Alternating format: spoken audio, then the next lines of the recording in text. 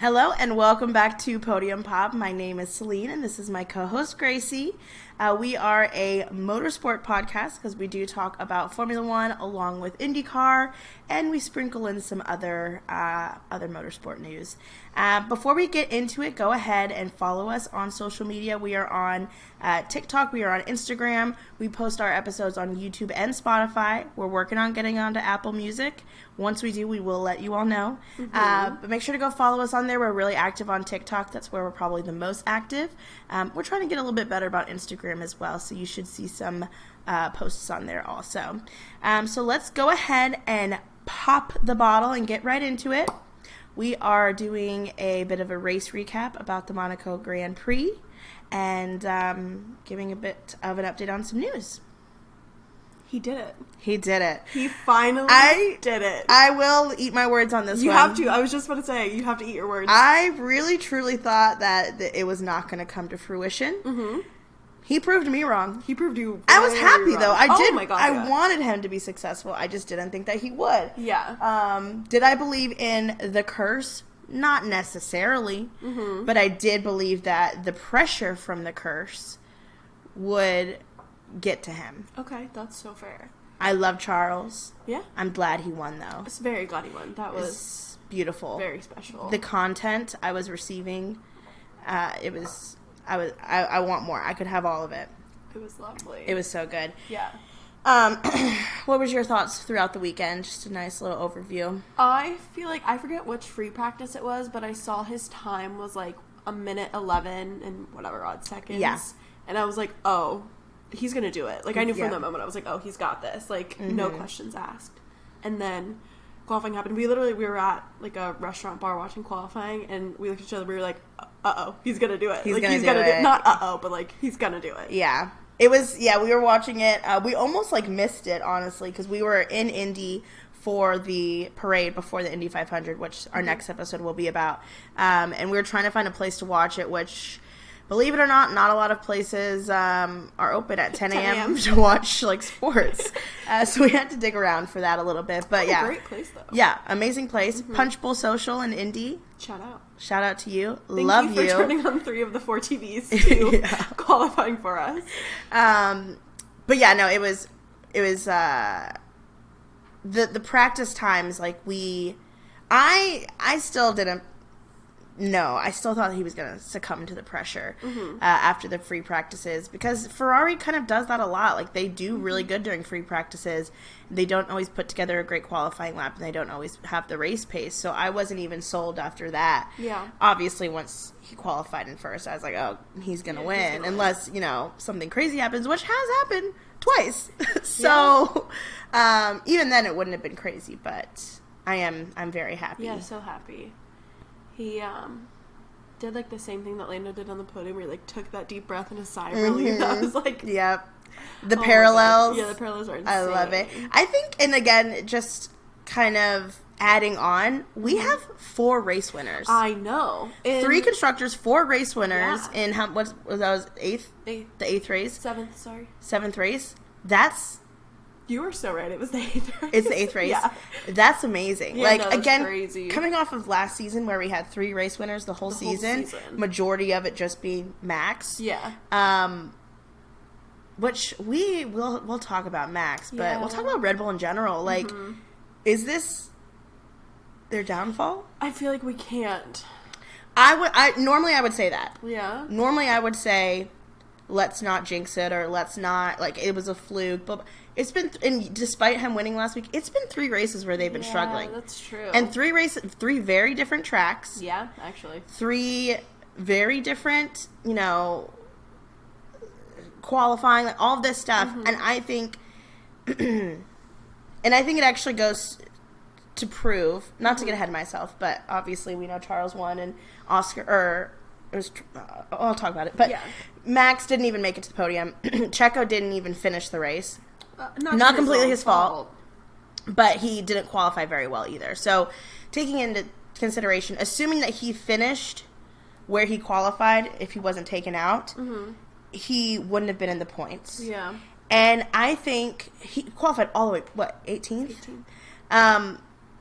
I saw some other I think it was the Red Flags podcast, a clip of them talking about how, like, before, like, it was like anyone can win in this Red Bull, anyone can win this Red Bull, and now it's like almost shifted to like only Max can win in this Red Bull. Like, only Max can like do what needs to be done to get this car to the finish line That's first. A good point. I haven't really thought about that. And because it, you know, Checo is not doing great with it since they've been having issues. Like, yes, when he's had an amazing car, of course, he's been an amazing driver, but I think it's proving not only that Max is an amazing driver, but it's also proving that maybe Red Bull isn't really as strong as they have been. Yeah. I wouldn't say it's their downfall completely. I think they just... I don't know.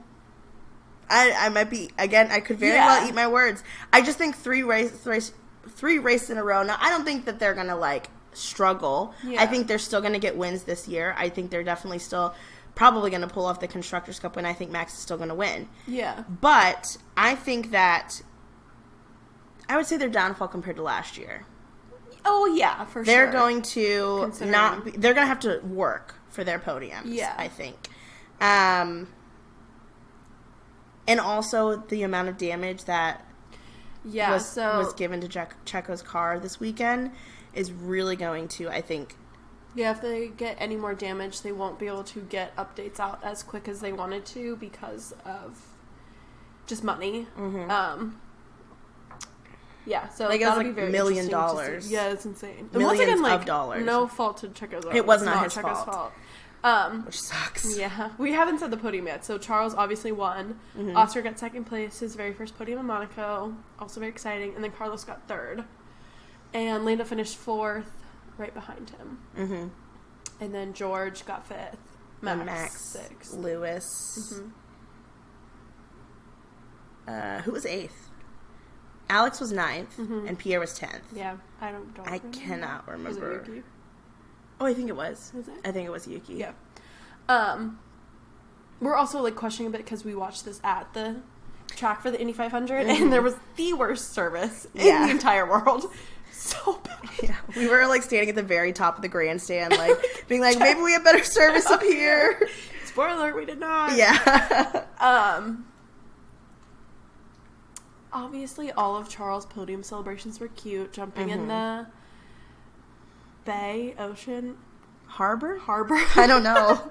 One of those. The water, the sea. Yeah, no, it was really cute.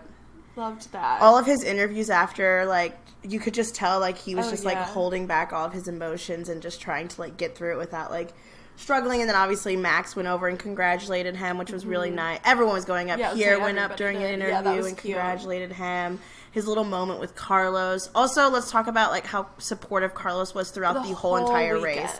Like, a lot of times, like, Carlos and Charles fans kind of get pinned against each other just because of the nature of Ferrari and of Formula One in general. But I think that it proved that Carlos can be a team player, and I think it proved that he...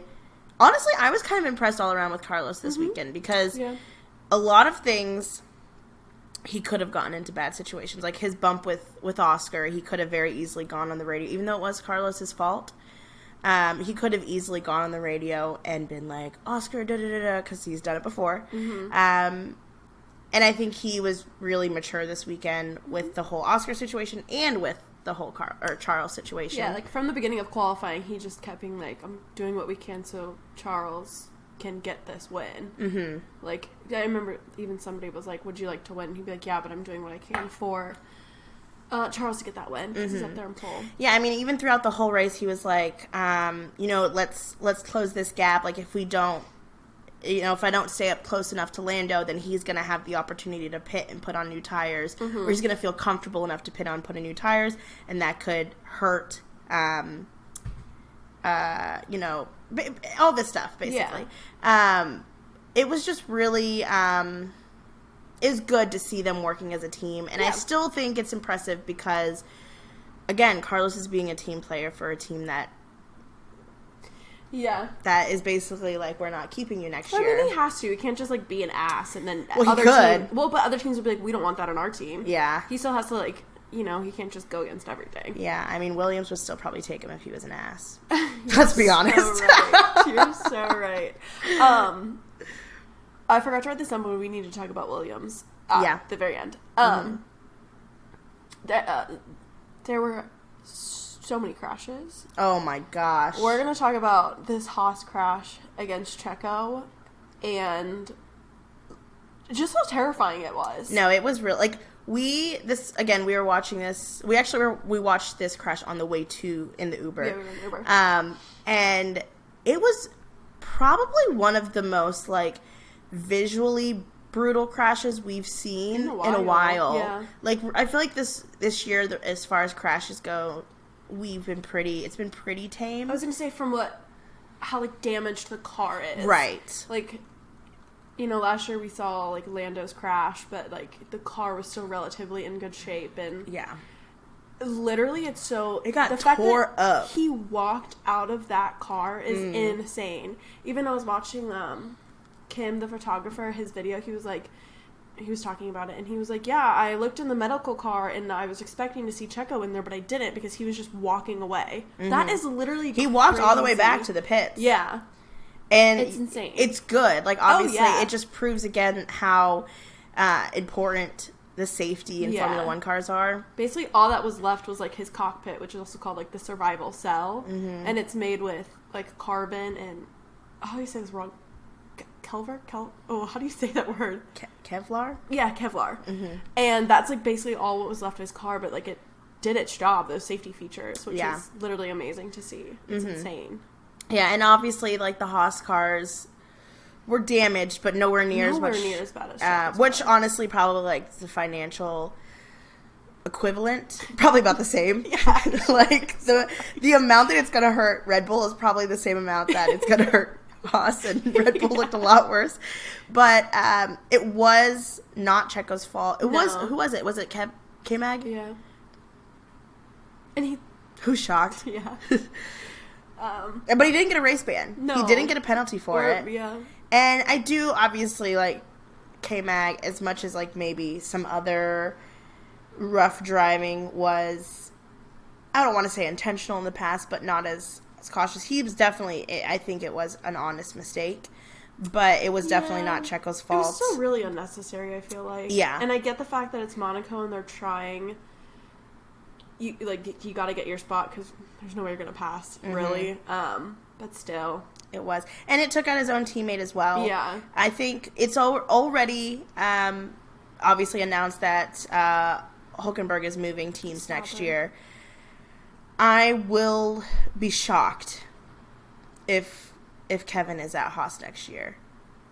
Yeah, I have no clue what they're gonna want to do. I don't know either. I think it's obviously, again, we've talked about it, it's probably for sure that Ollie's going to be there next year. I don't know who will be there with him, though. I doubt it will be K-Mag, just based off of the damage alone that he's caused this year. I don't know. Yeah, we'll have to see. It's been crazy. Along with crashes, the Alpine French Civil War is still alive and strong. It is going strong. It is. It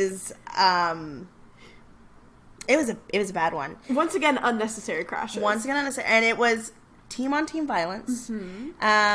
Esteban for not a real reason either. No, at the start, once again, he was going around a curve trying to get ahead of Pierre in what I think is a stupid spot, and he got ahead, but Pierre was already like moving. Pierre was on the outside, like in that turn, and then Pierre ended up hitting him because of it, and not Pierre's fault at all, in my opinion. Once again, and then Esteban had to retire the car because of it. Like, if you could have at least finished the race. Yeah, he could have, and again, he caused damage to Pierre's car, and honestly, like, Monaco is so easy to crash in. It's hard. They're very narrow streets. It's hard to overpass. I get that. But with a teammate, there is absolutely no need to fight with your teammate at Monaco. Yeah. There's no need, because it's not worth the risk. Even people that, like, you know, there were even times where it was like, they were telling Oscar, like, don't fight too hard. We don't want to risk the crash. Like, and he was in second place fighting for first, and a Ferrari. Like, it's so ridiculous that happened. I understand there's been a lot of rumors about what's going to happen and what consequences are going to be there for Esteban. I think that there's rumors that he could possibly be sitting out of the Canadian Grand Prix and replaced. I don't know if that'll be a multiple race thing, just a one race thing, just being like... That's so interesting to me, too.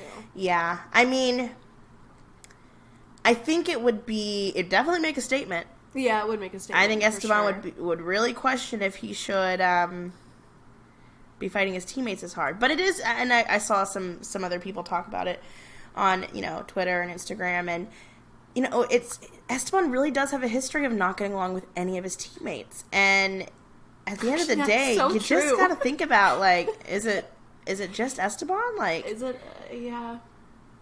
I don't know. But he seems like a nice guy, too. Like, I don't know. Yeah, sneaky almost. It's like what is the truth? Like, yeah. At least, like, people, like, I don't know. At least, like, if you don't, like, want to necessarily be friends with your teammate and you make it, like, just be honest. Yeah. Just be a little more like, yeah, we don't have to be best friends. But you gotta be teammates. Yeah. I mean, Pierre's even said that before. Yeah. Pierre is definitely much more mature about it, and as much as he implies in the media that he doesn't like Esteban, he still knows that he has to work with him in order to help the team. Yeah. And I think Esteban gets away. I don't think he gets away. I think he feels like he can get away with some things because he's such a goofy, fun-loving person outside of his teammates. Never thought about that. But I don't know. It's interesting. It is very interesting. Or it could just be really shitty luck on Esteban's side. But I don't know. I feel like they've had, like, a history, too. For sure. One of them stole each other's girlfriends. Wait, what? Yeah, it's like I'm pretty sure it's like a thing that like one of them like stole the other girl, like when they were like teenagers. That's hilarious. And I'm sure that's not the reason they dislike each other, but it's just funny to think about, like they were also these Formula One drivers not liking each other because they stole their high school girlfriend. That's hilarious. I think a lot of it is they were fighting for French sponsors, especially in karting and stuff. So yeah, get that, but I don't know. Who knows? It will be... sorry. Oh, no, you go. I was going to say, it will be interesting, though, if they do have Esteban sit out. I'm assuming they'd bring Jack Doohan in to race, which cool I would see. love to see. Yeah. I think it'd be a really good test, too, because I think he's obviously trying to get into Formula 1, and I think if he's able to come in and kind of pull, do like a Liam Lawson and show, like, hey, I can keep up with people, and I can perform when needed. Yeah. I think it'll go a really long way about when they're picking their seats for next year, because both of the Alpine seats are technically open for next year as well. Yeah, for sure. That'd be interesting. Jack is French also, though, right? No. Are you sure? I don't think so. He lives in Monaco. Well, yeah, but... Well, maybe he is then. Let's look. You keep talking. I just found out a fun fact today that Mick Schumacher was named after... He's Australian. Yeah, I thought he was. Who is the French guy that I was thinking of? Oh, I'm thinking of Victor, I think. Is he French? You love Victor Martins. Victor Martins is like your Pietro. For some reason, he's like always on your mind. I just fixate on some of them, I think. He's French though, right? I couldn't tell you. I thought Jack was Australian or from New Zealand. Because when they were racing there. He is French. He's French-Portuguese, though. So I don't even know what flag he races under. Yeah. That was so funny. Anyway, Mick Schumacher was named after Jack Doohan's dad. Didn't know that. Yeah, apparently they were really close growing up. And if, I would love it if next year they bring in Jack. And there's already rumors about them bringing in Mick. Mick and Jack as teammates, I think, would be really cute. That'd be amazing. I feel like they could be good teammates, especially like the social media side of things. Yeah, it would be interesting though, because although Mick's not a rookie, he's literally driven in Formula One before. He doesn't have a huge amount of experience in Formula One, and obviously neither does Jack. So I think it will. The shittiest time. Yeah. So I think it would be interesting though, but I think that Alpine just needs a reset. I think they need a reset. They need a better car. Yeah. You know what they need? The pink camo. They need the pink camo. I'm still waiting on that special livery. I know they got other priorities. I know they got other things to focus on. But guess what? I'm focusing on the pink camo. Before we get into our champagne pops and champagne problems for the race, Mm-hmm. I'm going to talk about Adrian Newey and Williams and Carlos Sainz. So, a couple weeks ago, it was rumored, or I think even James Bowles was like, yeah, we're in contact with Adrian Newey. Very surface level, we didn't hear much. But then I saw today there was like more and more talks about Adrian Newey going to Williams. And someone on Twitter That just kind of gave me chills. I know. Someone on Twitter said this, and I also agree, that sending Adrian Newey to Williams actually gives him a challenge. No, That's exactly. gonna put his little brain to work. It's like almost like how like people are like, put Max into Williams. Like Yeah. it's like we know Throw Adrian Newey Newey over there. We know Adrian Newey's an absolute genius. We know he can make an amazing car. We know he can like bring out wins. Yeah. But can he like take a team from like Williams and can he make them When into they were like up at their glory and now they're not. yeah, like Can he bring them back to their if reigning anyone glory? can make Williams back to like Grand Prix winners, it's Adrian. Oh my Newey. God, yeah. It's only Adrian. Like nobody else can do it. I think. Like if Adrian can't do it, sorry Williams.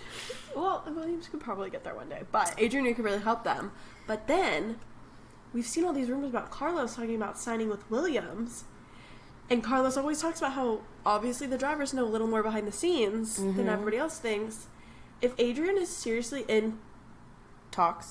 thank you, with signing with Williams, and Carlos is too, Carlos is a fucking genius. No, He's a Literally, genius. Another thing to point out is a lot of people were surprised about Alex so quickly re-signing Yes. with Williams. They're like, maybe they know something because Alex is a really great driver. He's really knowledgeable about the car and about the track and everything. Smart. So people were like, he could have probably tried to get to another team that's a bit higher up in the standings. Mm-hmm. But he signed, and not only did he re-sign with Williams, but he did it so early in the year without kind of waiting to see where the other chips fell. Mm-hmm. So maybe he also kind of has been speaking with James. And obviously, if James was truly in talks with Adrian Newey, that's the first thing he would tell Alex. He'd be like, Alex, you need to stick around. We have Adrian coming. So maybe it's seeming pretty likely that if Carlos and Alex are both at Williams with Adrian Newey, I would love. First of all, I think with those driver lineups, that driver lineup and with Adrian Newey there, I think they'll pull in a lot of sponsors. They need to get the funding. Oh, 100%. And I think that they could come out of nowhere next year. Yeah. They could. It'd be really interesting, I think. I don't think they would fully be up to like Red Bull Ferrari level, Right. but they'd be like a solid mid-team level instead of like lower. Yeah, versus field. like fighting with like the Alpine and the Haas and They'd be up there. Sauber. They'd be fighting with like Aston Martin, Mercedes. Or not Sauber. I almost said AlphaTauri. What the hell's V-Carb. Yeah, that's the one. Wait, what did James call them? V6 Cash App, buy one get one free. And you know what? He's so funny for that. Oh yeah. I also feel like back to Alex. I feel like Alex wants kind of that stability in a team, kind of the same way Lando did, which like Alex very well I feel like could have gone to Mercedes, taken the Mercedes seat, just like Lando, we've heard, could have gone to Red Bull, like Christian would have signed him an instant, I feel like, but he wants that same stability. He also wants to help build up a team. Like we've seen you know, like we've seen Lando do, and also like how Lewis did with Mercedes back in like 2010 and stuff. Which that would be really cool for Alex too. Yeah, he deserves that so much. He's so knowledgeable about things. Yeah, I think him and Carlos would be amazing teammates. I think that they would have, they'd be great for media together. Yeah, but I think on track, they're both good at articulating like what they want and what they need in a car, and I think that could be could be really beneficial for each other. I think they'd have an amazing strategy. Oh, for sure. Because both of them are really smart. They're Carlos makes strategy while driving all the time. Yeah. I think it could be really good. Yeah. And yeah, we will be sad for Logan, but I mean, okay. So, I mean, he could go other places. Well, yeah, for sure. He could maybe go to Haas. I saw some rumors that he could maybe go to Sauber. What? Oh my god, I sent you, well, it was just like some funny rumors, but there's like just rumors that like, I don't know if they've always followed, but recently Sauber's followed Logan and Logan's followed Sauber and a bunch of people on the team. Imagine they're dropping Easter eggs that Logan's running Sauber. They're pulling a Taylor Swift. Logan and Hulk would be an interesting teammate. duo. They look like brothers. They do. That'd be so funny. Blondies. Oh gosh, that'd be so funny. Huh. Look, what if? I mean, like, Sauber could kind of, get him in there, and he did out-qualify Red Bull. He did out-qualify Checo. So I wish I would have saved this stat. I'm upset that he didn't. He hasn't had any upgrades. Logan Sargent hasn't had any upgrades to his Williams. Alex has had a few. The car is overweight still, and they're using a rear wing from 2023. Yeah, because they ran out of parts. Yeah. But the fact that he's still even getting across the finish line, and he out-qualified a Red Bull.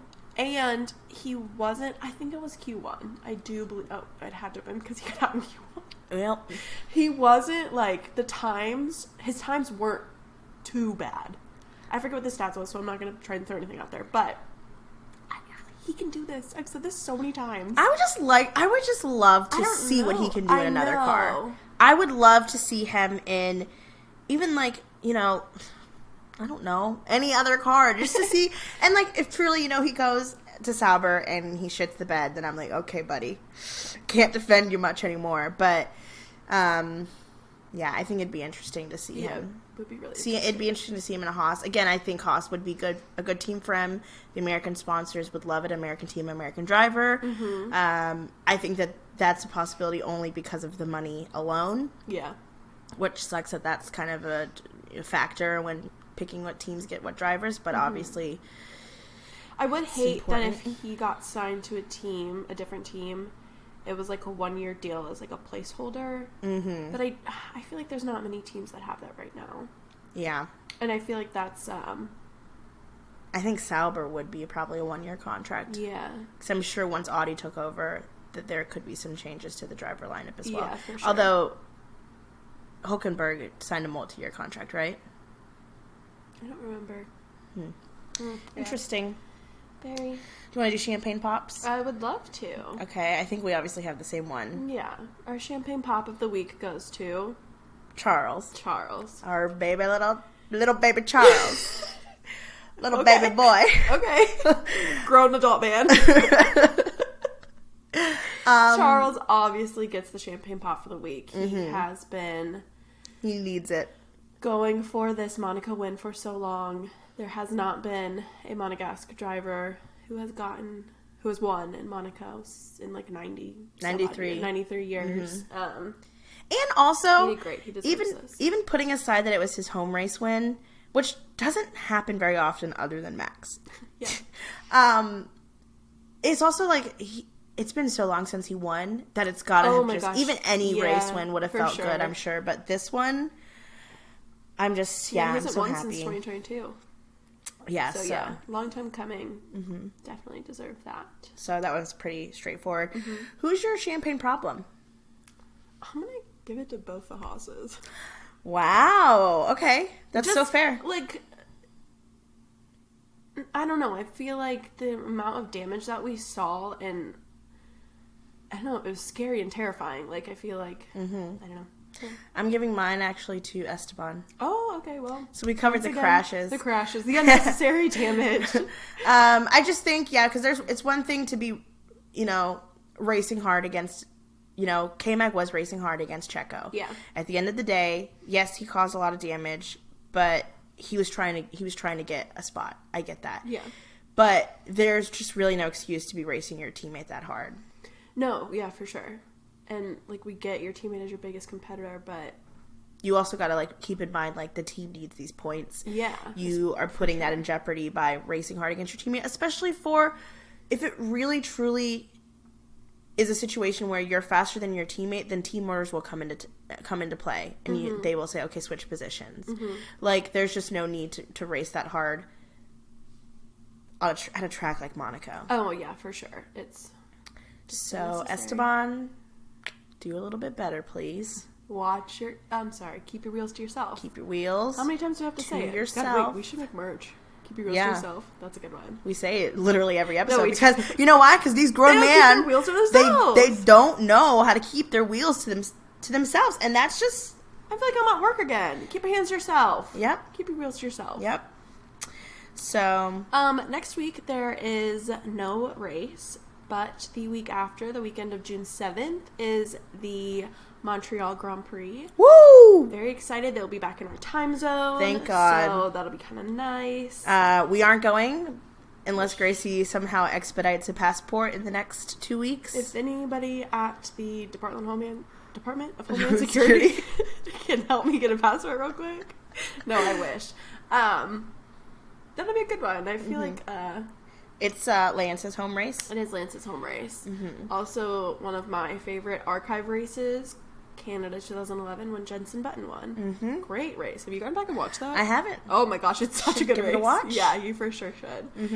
There is some motorsport this weekend. The IndyCar race in Detroit will be happening. So we will be watching I entered a sweepstake to try to win his tickets. Oh, why don't you send it to me? I will. Okay, yeah. Everyone cross your fingers. We will definitely be recapping that next week, and then if there's some F1 news, we'll talk about that. We did go to the Indy 500, so this week we're also going to post a Indy 500 race recap and our experience. We're going to kind of throw it into one. It was an experience. It was. As many of you all know, it rained quite a bit. Yeah. And it was a very chaotic race. It was a very chaotic race. So it'll be a very interesting episode to listen to. So that'll something like 400 some odd overtakes. Yeah. So. And it did end in heartbreak for us. We'll talk about it. We'll talk we about can't it. start now or we won't stop. But yeah, that'll probably be posted later this week. Make sure to follow us on social media, on TikTok and Instagram, because we'll kind of put out an update when we know that post date. It'll probably be Thursday or Friday. So definitely make sure to check that out. Yep. We also have a lot of content posted from the 500 on our TikTok. It was a great time, so go follow there, check it out. Yeah. Yeah, so I don't think so. I just think, all in all, the month of May, just giving a nice little recap, it was probably the best month of my life. Greatest time ever. We got to go to 3 different races. We went to Miami, Soncio, and the Indy 500.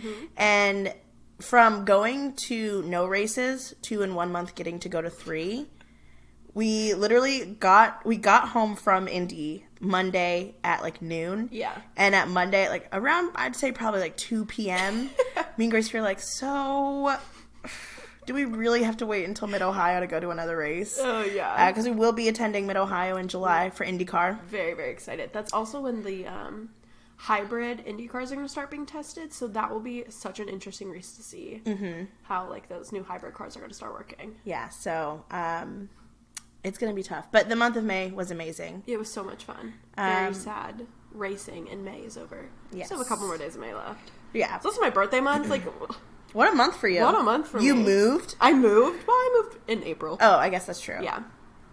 But yeah, we're excited. If you're going to Mid-Ohio, definitely let us know.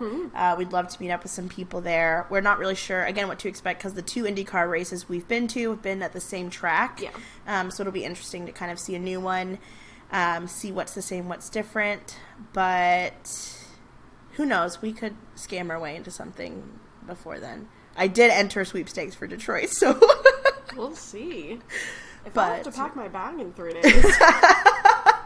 I was so excited. I was telling my coworker today, I was like, yeah, finally, like, a weekend where I'm not doing anything, and, we win these tickets. I'm like, actually, I'm going to Detroit. It's only like a 5-hour drive, 6 hour. It's fine. We'll make it work. But, you say that as we've already won. Yeah. We'll make it work. We'll figure it out. In case we do. I'm manifesting it and putting it into the atmosphere. We'll figure it out. But yeah, definitely follow us on social media. Yep. We'll be posting again soon. If you've liked this video, subscribe, share with a friend, send it to your parents, send it to your buddies. It really helps us out, so make sure you're doing that, and we really appreciate it. If you've made it this far and you're still listening to us, come on. You had to have liked the video. You probably loved it. Like, you're still listening to us talk right now, so just go ahead. Give it a thumbs up. Give it a thumbs up. Quick, it's so easy Put to a build comment on down Spotify. there. Oh my god, yeah. We love comments. We love comments. We respond to all of them. Yeah.